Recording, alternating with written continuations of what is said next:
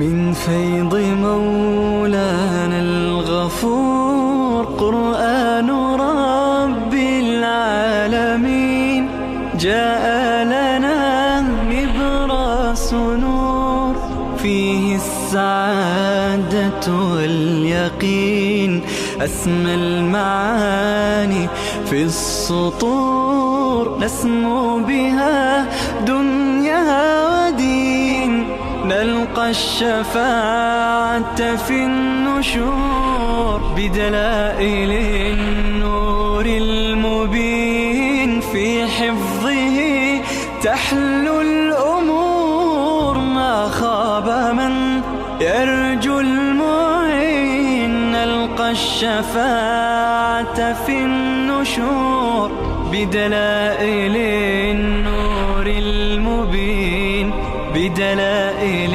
النور المبين.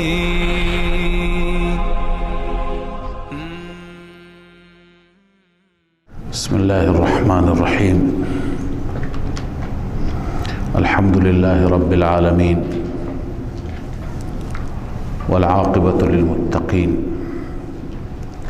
والصلاة والسلام على سيدنا سيد الأنبياء وخاتم النبيين وعلى آله وأصحابه أجمعين. ربط این سوره را ابتدا عرض می کنم که در سوره های گذشته تا سوره یوسف مسئله توحید با دلایل عقلی و نقلی مبرهن شد و ثابت شد به قدر برهان و ذکر شد که گفتیم دیگه الان مسئله توحید بدیهی شده، نظری نیست، نیاز به دلیل ندارد، روشن آشکار است. اما در سوره رعد یک سری تنبیهات، یک سری توضیحات بیشتری که به جای دلائل بودند بیان شدند تا هیچ خفایی نماند. الان در سوره ابراهیم می فرماید معاندین که هنوز تسلیم ندارند، هنوز قبول ندارند، برای اونها وقائع را بیان کنید، واقعات را. منظور از وقائع دنیوی و اخروی هست.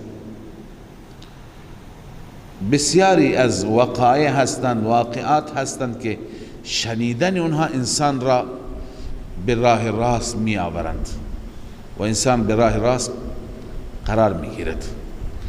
عرض کردم منظور از وقایع هم واقعات ایام الله هست، تخویفات دنیوی و اخروی هست، چه عذابی که در دنیا بوده، چه عذابهایی که در آخرت خواهد بود، و همچنین انعامات الهی چه در دنیا چه در آخرت هم جزء واقعات است. پس برای اونها از واقعات از ایام الله تعریف کنید، بگویید شاید این ایام الله مؤثر بشن، مفید بشن. همون طوری که موسی علیه السلام برای قومش از واقعات تعریف کرد. موسی هم از حوادث گذشته، از وقایعی که در گذشته بود برای هدایت قوم استنباط کرد، استدلال گرفت. اینجا در قرآن هست.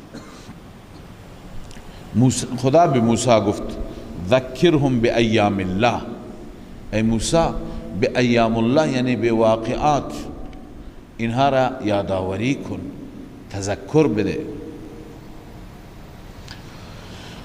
بله، پس بیشتر در این سوره بیان واقعات هست. الف لام را کتاب انزلناه الیک لتخرج الناس من الظلمات الى النور. کتاب انزلنا، این کتابی هست که ما نازل کردیم. کتاب وقتی که در آغاز سوره می آید، منظور از کتاب دو چیز میتونه باشه، مفسرین هر دو را نوشتن. یکی یعنی قرآن، دومی که منظور از کتاب این سوره هست. منظور از قرآن کتاب چی هست؟ این سوره. اینجا تفسیر کشاف علامه زمخشری نوشته منظور از کتابون همین سوره هست. کتاب انزلناه الیک، کتابی که ما نازل کردیم بسوی تو ای محمد، لتخرج الناس من الظلمات الى النور، مقصد نزول تاکہ بیرون کنی مردم را، تمام مردم را، من الظلمات از تاریکی ها، بنسبت ببیان الوقائع، بیان کردن واقعات، الى النور بسوی نور، بسوی توحید و ایمان، باذن ربهم یعنی با توفیق رب، با توفیقات الله انها را بیرون کنی، الى صراط العزیز الحمید. این تشریح نور است. اون نور که گفت الى النور چیه؟ یعنی به راه راست، اون راه ذاتی که عزیز هست و حمید است، غالب است و ستوده شده است، یعنی الله الذی له، این دلیل توحیدش هست، صفت الله هم هست و دلیل توحید است. الذی له ما فی السماوات و ما فی الارض، آن اللهی که برای اوست، یعنی در تصرف و در اختیار اوست، ما فی السماوات و ما فی الارض، تمام آن اختیاراتی که در آسمان است و در زمین است. و ویل للکافرین من عذاب شدید، این تخویف اخروی است. ویل و هلاکت، تباهی و نابودی برای کافران، برای منکران، کسانی که انکار میکنند. من عذاب شدید، من بیانیه هست، این بیان ویل است، یعنی عذاب شدید. و منظور از ویل که برای آنهاست یعنی عذاب شدید برای آنهاست. الذين يستحبون الحياة الدنيا على الآخرة، آنانی هستند کفار، صفت کفار، مقصد زندگیشون عیش است، خوشگذرانی هست، آخرت را باور ندارند. کسانی که ترجیح میدهند، میپسندند زندگی دنیا را بر آخرت. و یصدون عن سبیل الله و یبغونها عوجا، و باز می‌دارند از راه الله. یصدون را قبلا عرض کردم که هم به معنی لازم هم به معنی متعدی میتونه باشه، باز می آیند باز می دارند، هر دو. اما چون که یستحبون الحیات الدنیا ضلال است و یصدون به معنی اضلال کنیم بهتره، باز می دارند.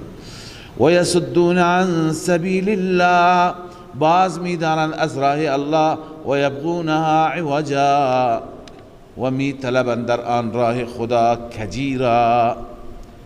یبغونها عوجا، می طلبند در آن کجی. منظور از کجی بنویسی شبهات. ببین اگه یصدون به معنی لازم باشه، این یبغونها عوجا اضلال میشه. اگه یصدون به معنی اضلال باشد، باز داشتن، این و یبغونها عوجا تفسیرش است که در دین چیکار میکنند؟ شبهات میآورند تا که مردم به راه کج برند. انظور اینه که علماء سو و پیشوایان خرافاتی که موجب گمراهی مردم میشه و همچنین آیات الهی را به خاطر اغراض و هوای نفس توجیه و تعویل میکنند، اینها در این زمره داخلند، در این جماعت داخلند. خیلی از علماء سوی امروز هستند که آیت را توجیه میکنه، میخواد که شرکش را، بدعتش را رواج بده، لذا سمت سوی آیه را، جهت آیه را به جهت دیگه میبره، طوری وانمود میکنه که چی این آیه متوجه کار من نیست، عمل من نیست. به عنوان مثال بار بار عرض کردم که عبادت من دون الله را چکار میکنند؟ توجیه میکنند. منظور از من دون الله میگه بت هست، یعنی فقط بت را عبادت کردن شرک. دیگه هر چیز را عبادت کردی، انسان را، اولیاء را، قبور را، این شرک نیست، این احترام است. و این چی هست؟ در واقع انحراف. و یبغونها عوجا همین است. قرطبی گفته، حدیثی آورده، ان اخوف ما اخاف على امتی الائمه المضلین، بیشترین چیزی که من بر امتم میترسم پیشوایان گمراه هستند، همینا که یبغونها عوجا. در ادامه این را تفسیر کرده و یبغونها عوجا یعنی یطلبون لها زیغا و میلا، در راه خدا کجی و تمایل به سمت و سوی دیگه می طلبند، لموافقت اهوائهم و قضاء حاجاتهم و اغراضهم،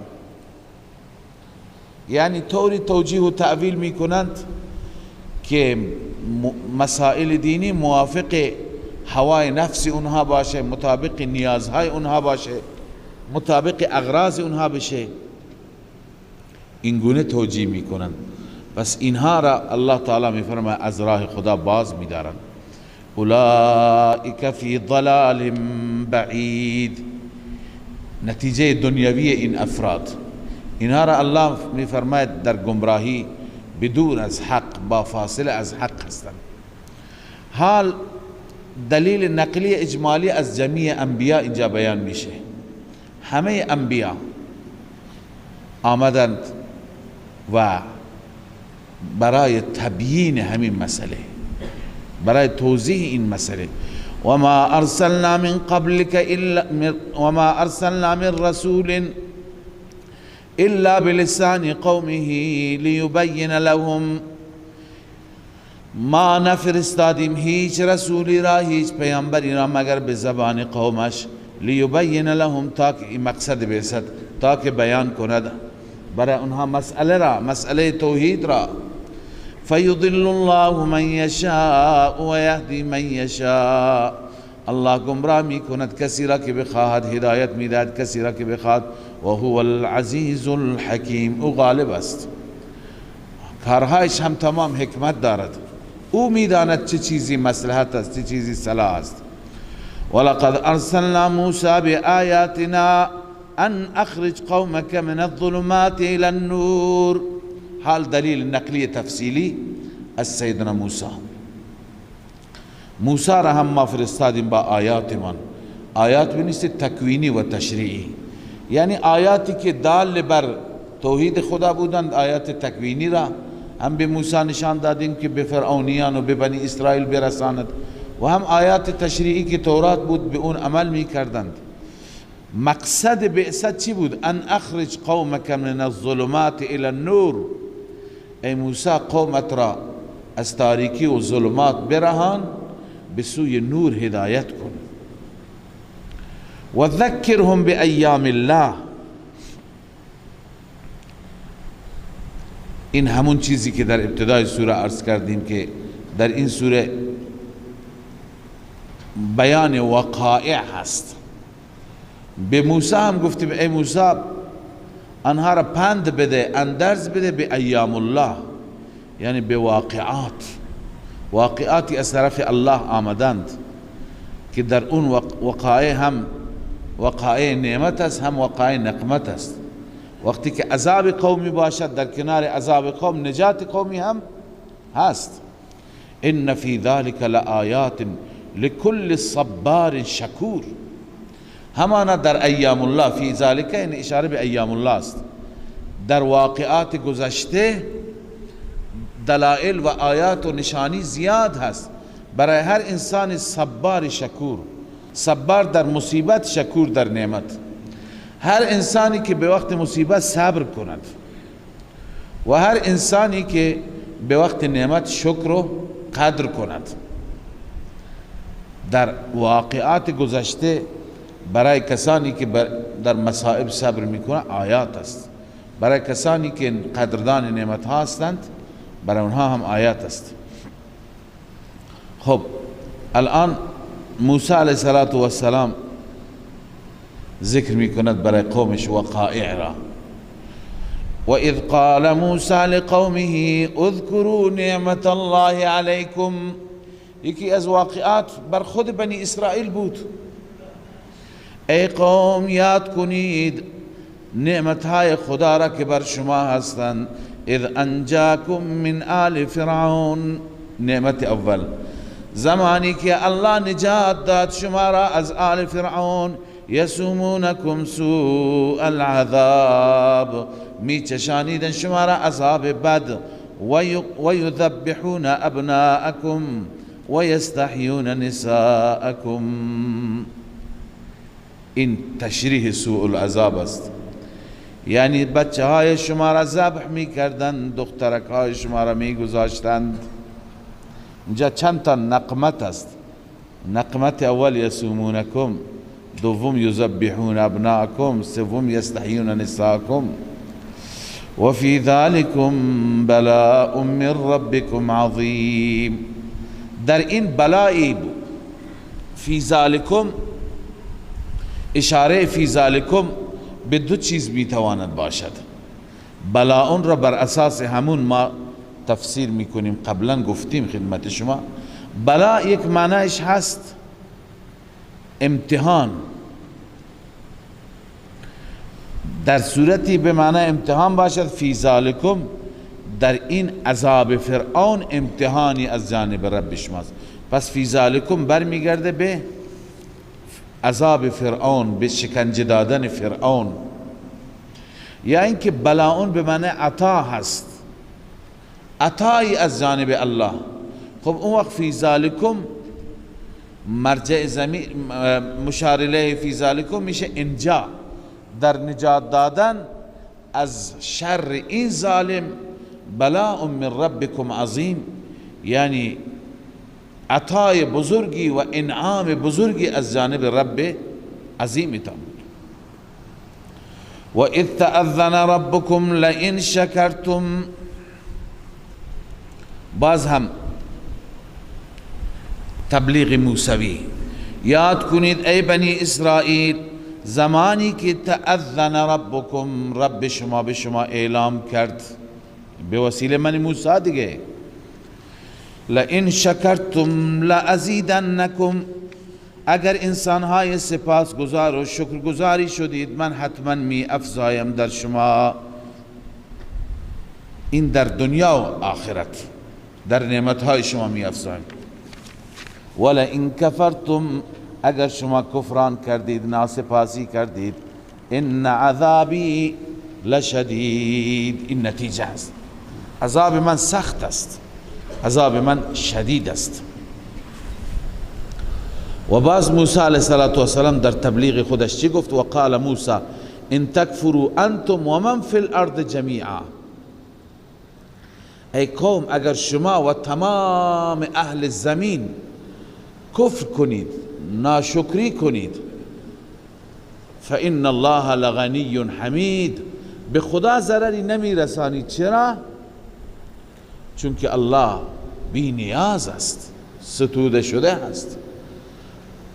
اینکه ایمان می آورید، اینکه میگیم که به خدا رجوع کنید، این به نفع خودتون هست، و الا الله تعالی نیازی به شما ندارد. باز موسی علیه السلام وقائع را بیان می فرماید. ها این وقائع دنیوی هستند، در این سوره بیان میشه. این واقعه اول است، به صورت البته اجمال است. الله می فرماید الم یأتکم نبأ الذین من قبلکم، آیا نیامد پیش شما خبر و نبأ کسانی که قبل از شما بودند، مثل قوم نوح، عاد، ثمود. این بازن ادامه تبلیغ موسی است. موسی علیه السلام به قوم میگه، ببین موسی با واقعات اونها را تذکر میده. والمقصود منه انه علیه السلام یذکرهم بامر القرون الماضیه والامم الخالیه. مقصود این آیه این است که موسی علیه السلام قوم را پند میده و تذکر میده به امر قرون گذشته و امم گذشته. باز هم مقصود اینه که عبرت بگیرند. والمقصود منه العبره به احوال من تقدم و هلاکهم، تفسیر خازن، که موسی میخواد که قوم عبرت بگیرد به احوال گذشته، از هلاکت اونها درس بگیرد. لذا موسی از گذشتگان برایشون تعریف میکند. الم یأتکم نبأ الذین من قبلکم، آیا نیامد پیش شما اخبار کسانی که قبل از شما بودند، یعنی قوم نوح، عاد، ثمود، والذین من بعدهم، و اقوامی که بعد از اینها بودند، لا یعلمهم الا الله، نمیداند تفصیل آنها را بغیر از الله. جاءتهم رسلهم بالبینات، رسلشان پیش آن امتها، آن ملتها با دلائل آمد، با معجزات آمد، اما بجای ایمان، بجای تسلیم شدن، فردوا ایدیهم فی افواههم، دست را به دهان گرفتند. ببینید فردوا ایدیهم فی افواههم دو تفسیر دارد. بعضی میگن که منظور از دست ایدیهم هم به خود همون ملت برمیگرده کفار، فی افواههم، و این ضمیر هم به کفار برمیگرده، یعنی این کفار دست خودشون را به دهان خودشون گرفتند. از بس که عصبانی بودن برای این تبلیغ، گاهی انسان عصبانی بشه دست را به دهن میگیره و انگشت را گاز میگیره. این کنایه از چی هست؟ کنایه از عصبانیت است. پس از بس که اینا عصبانی شدن دست به دهان گرفتند، همین اقوام، همین ملت ها. این تفسیر اول است. تفسیر دوم، فردو ایدیهم، ایدیهم دست ملت ها، دست همین اقوام، سرکشان. فی افواههم، این ضمیر به انبیا برمیگرده، یعنی دست را به دهان انبیا گذاشتن، یعنی از اونها گفتن، خواستن که شما صحبت نکنید، بیشتر ما را تبلیغ نکنید، یعنی دهان انبیا را بستند. این تفسیر دوم هست، قول دوم هست. چنانچه عن ابی الاحوص عن عبدالله فی قوله تعالی، عبدالله ابن مسعود گفته فردوا ایدیهم فی افواههم قال عزوا علیها غیظا، یعنی انگشت خودشون را از غیظ گاز گرفتند. قرطبی. پس دست خودش، دهان خودش. این توجیه اول بود. توجیه دوم را روح المعانی نوشته انهم وزعوا ایدیهم علی افواه الرسل علیه السلام، دست را گذاشتن بر دهان رسول، منعا لهم من الکلام، چون میخواستن رسول کلام نکنند. گفتم ما حوصله شنیدن حرفای شما نداریم. پس رد و ایدیهم افواههم به این معنی هست.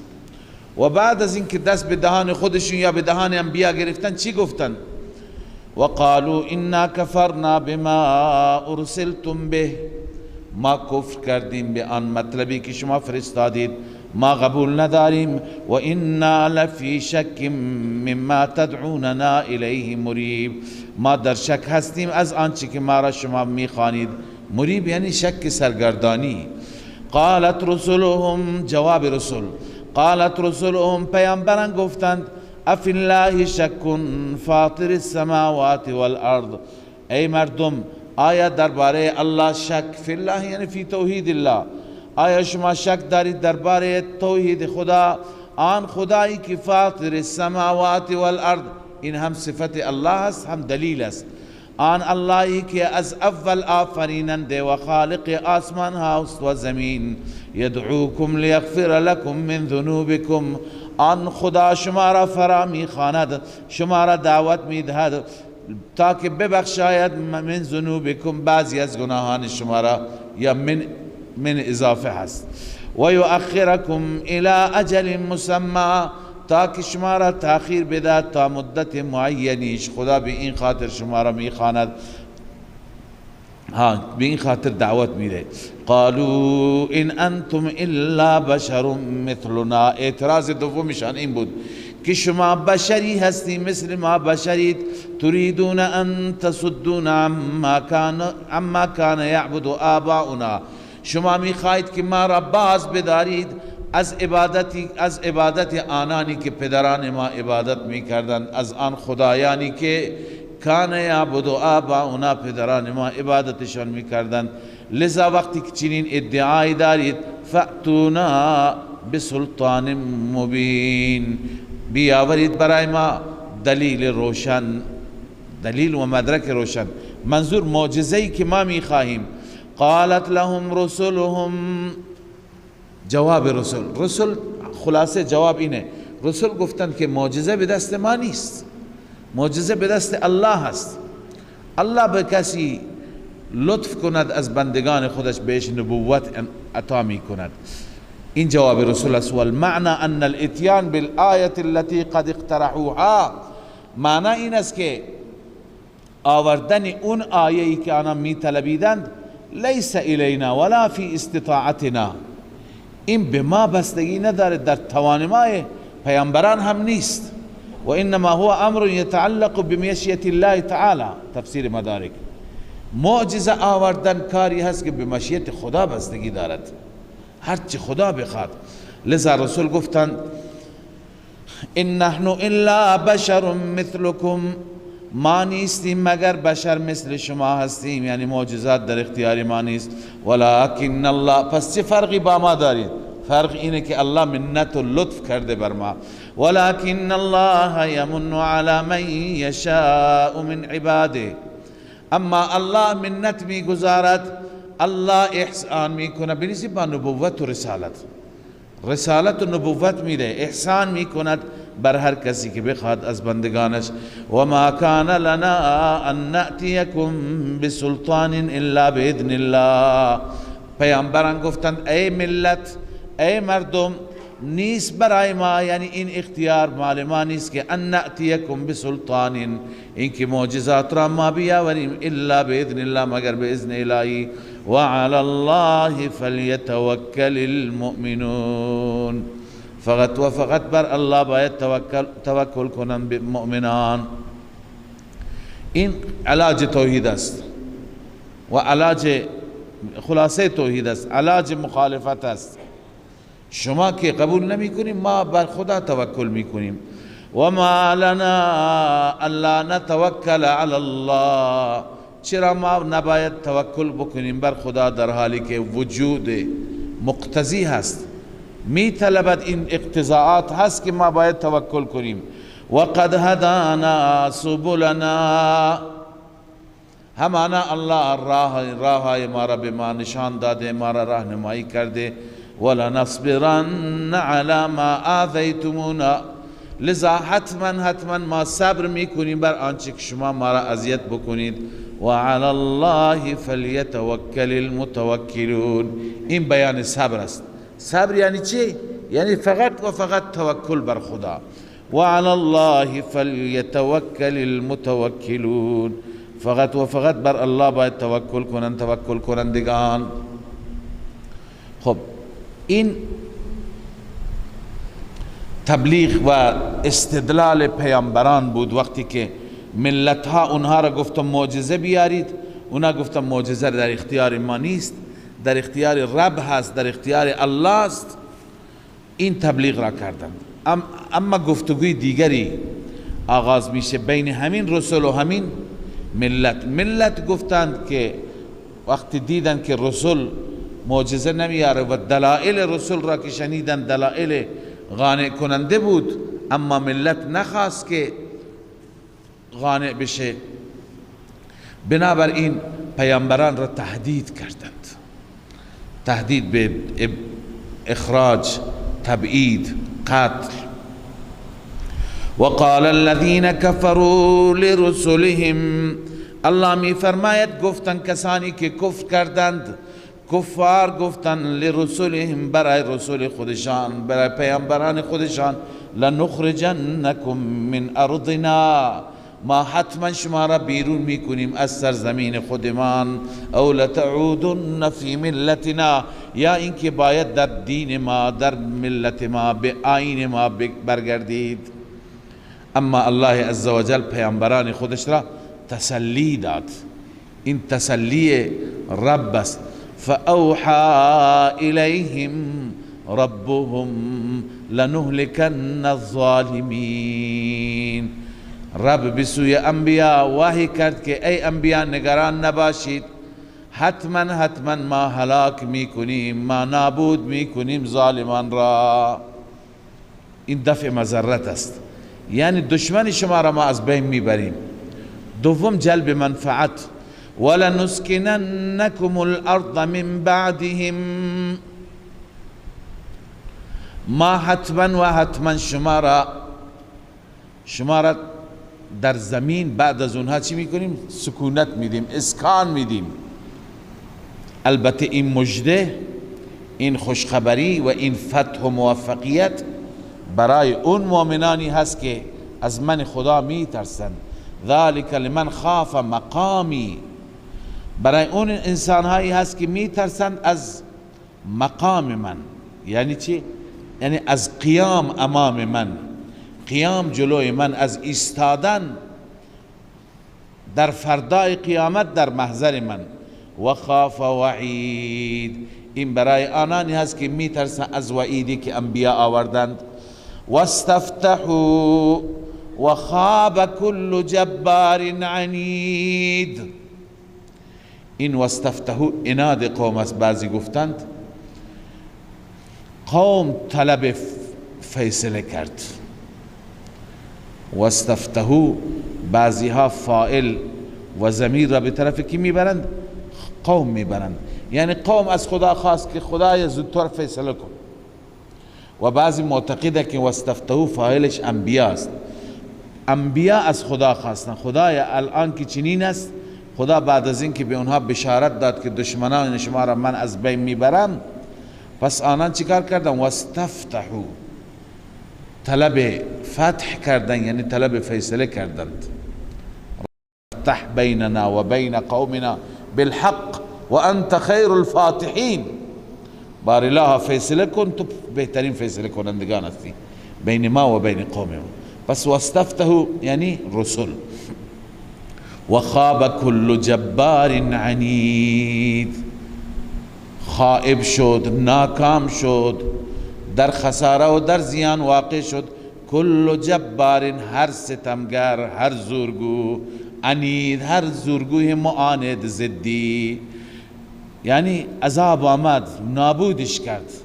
ولی تنها این عذاب نیست، پشت سر این عذاب عذاب دیگه هست. این عذاب عذاب دنیوی بود. و خاب کل جبار عنید. الله می فرماد من ورائه جهنم، ورای این عذاب، پشت سر این عذاب جهنم است. و یسقا من ماء صدید، آنها نوشانده می شوند از آب زرد، زرداب. صدید اون آبی هست که ولا نسبت به دلیل زخمها و اون چرکی به اصطلاح که از زخمهای مجرمین در جهنم میریزد و جمع می شود، اون آب زرد هست.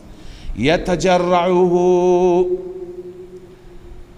گاهی انسان یک دوایی را بخورد نتونه بخوره، خیلی تلخ باشد، جرعه می خورد.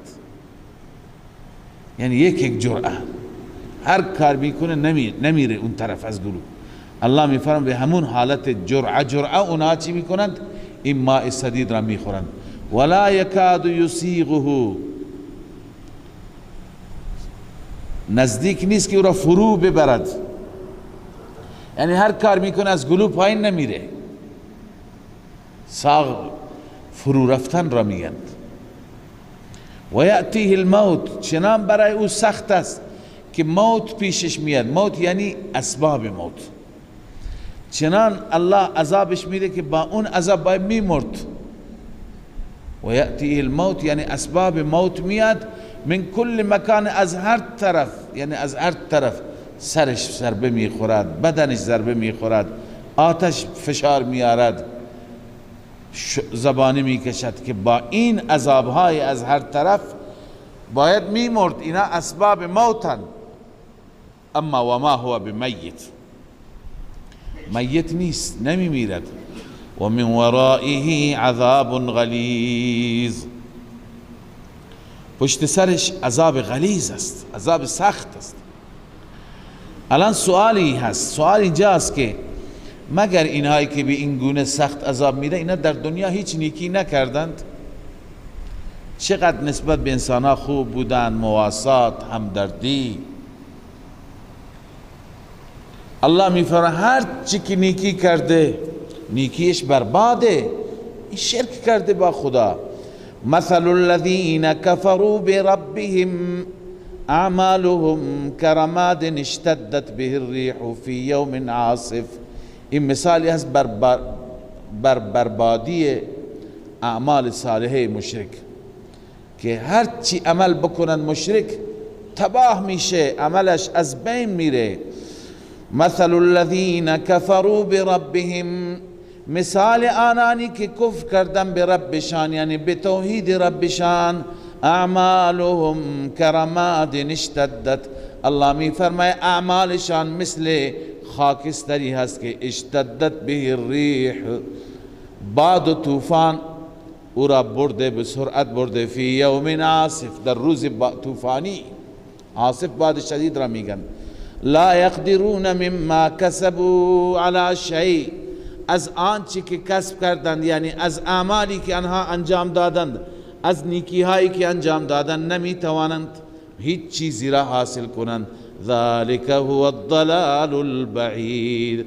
الله می فرماید این هست گمراهی بعید از حق، گمراهی که انسان را از حق فرسنگ ها دور می کند.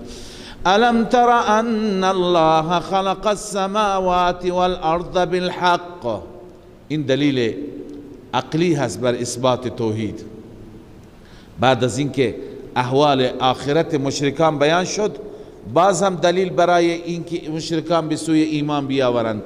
آیا نمی بینی که همانا الله خلق کرده، آفریده آسمان ها و زمین را بالحق، یعنی لإظهار الحق، برای اظهار حق. این یشاء یذهبکم و یأتی بخلق جدید، الله اگر بخواد شما را میبرد و خلق جدیدی میآورد، ملت جدیدی میآورد. و ما ذلك علی الله بعزیز، این کار بر الله مشکل نیست، بر الله آسان هست. همان گونه که قرون گذشته را برده و دیگران را آورده. و برزوا لله جمیعا، این یشاء یذهبکم و یأتی بخلق جدید از وقائع دنیوی هست، و برزوا لله جمیعا از وقائع اخروی هست. در دنیا میبینیم، با چشم میبینیم الله یک قومی را میبره، قومی دیگه میاره. آدمای قرن گذشته امروز نیستند، یک قرن بعد ما هم نیستیم. اما در آخرت واقعات اونجا الله می فرماید و برزوا لله جمیعا، همه ظاهر می شوند در میدان محشر، در محضر الله همه ظاهر می شوند، همه به یک میدان قرار می گیرند. جمیعا یعنی عابدان و معبودان، بحث شرک است، مشرکان است. فقال الضعفاء للذین استكبروا، ضعفا میگن اونایی که ضعیف بودن. در چه ضعیف بودن؟ در رأی، در عقل، در خرد. اونایی که فی الرأی تفسیر جمل گفته، اونایی که ضعیف بودن میگوین برای مستکبران، برای مشرکان، برای مرشدهای شرک، برای شیوخ شرک خودشون میگوین انا كنا لكم تبعا، ما در دنیا تابع شما بودیم، تبعا فی الدین. الان امروز شما چی کاری میتونید برای ما بکنید؟ فهل انتم مغنون عنا من عذاب الله من شیء، آیا میتونید دفع کنید از ما، از عذاب خدا چیزی؟ میتوانید امروز برای ما نجاتی فراهم بیاورید؟ اون مستکبران، شیوخ یا سرداران شرک و رؤسای کفر چه جوابی میدن؟ قالوا لو هدانا الله لهدیناکم، اگر ما را خدا راهنمایی میکرد ما بر هدایت بودیم، ما هم شما را هدایت میکردیم، ما هم شما را راهنمایی میکردیم. اما ما هم مثل شما امروز در عذاب افتادیم. سواء علینا، بر ما برابر است، اجزعنا، داد و فریاد کنیم، ام صبرنا، یا صبر کنیم. هر کاری بکنیم، داد و فریاد کنیم یا صبر و تحمل کنیم. ما لنا من محیص، نیست برای ما خلاصی رهایی. دیگه از این عذاب خدا ما رها نمیشیم. چرا دیگه سر و صدا داری شما؟ صدق الله مولانا العظیم. من فيض مولانا الغفور قرآن رب العالمين جاء لنا نبراس نور فيه السعادة واليقين أسمى المعاني في السطور نسمو بها دنيا ودين نلقى الشفاعة في النشور بدلائل النور المبين في حفظه تحلو الأمور ما خاب من يرجو المعين نلقى الشفاعة في النشور بدلائل النور المبين بدلائل